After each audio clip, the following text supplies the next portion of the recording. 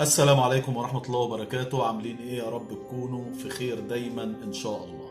متابعتنا النهاردة خاصة بجريمة تعتبر من اغرب الجرائم اللي حصلت خلال الفترة الاخيرة. جريمة زوج بيقتل زوجته وبعد كده بيتصور معاها سيلفي وبيسجل فيديو وبينزله على صفحته الشخصية على الفيسبوك. زي ما بقول لكم ده اللي حصل بالظبط. الزوج اسمه حمادة العجوز، قتل زوجته أم بناته، عنده 3 بنات منها، وبعد كده صور فيديو والجثة جنبه، ووجه رسالة لكل الناس وطالب الناس ان هم يتعاطفوا معاه، وطالب كمان الاعلاميين ان هم يسجلوا معاه.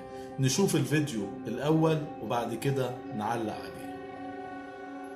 يا جماعة يا أهل الخير، أنا مش هنزل من فوق من شقتي بعيالي إلا لما يجي حد من القنوات يصور معايا ويعرف قضيتي ويعرف إيه اللي وصلني لكده ويعرف أنا في الوضع ده ليه. كل ده من أجل 3 بنات نفسي أكون معاهم في الدنيا.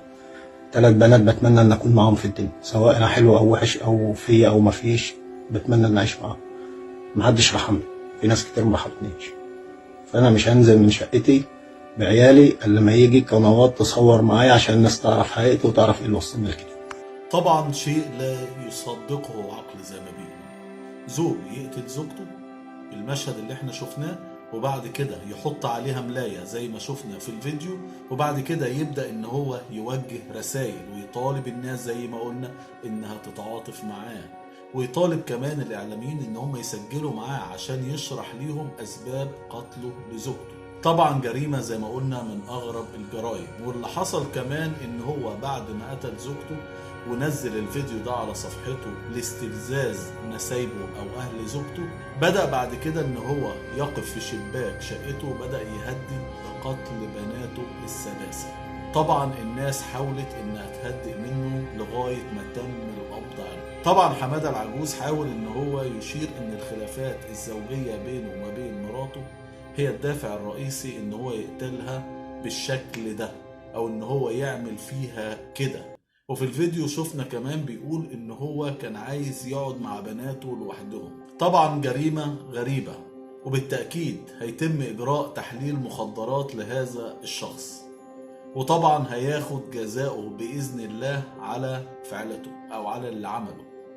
دي كانت متابعتنا النهاردة، متابعة خاصة بالجريمة اللي وقعت في مركز نجروه في محافظة الدقهلية. الجريمة اللي قام فيها زوج اسمه حمادة العجوز بقتل زوجته وتصويرها فيديو سيلفي وكلامه بعد ما قتلها وتوجيهه رسائل للناس والإعلاميين. متابعتنا مستمرة معاكم بإذن الله، متابعتنا في كافة المجالات، متابعتنا لكل شيء يهمكم على مواقع التواصل الاجتماعي، في مواقع الأخبار، وفي أي مكان بإذن الله هتلاقوه موجود هنا على القناة. ما تنسوش تشرفونا بالاشتراك في القناة وتفعيل زر الجرس عشان يوصلكم كل جديد، ونشوفكم على خير في متابعات جديدة. والسلام عليكم ورحمة الله وبركاته.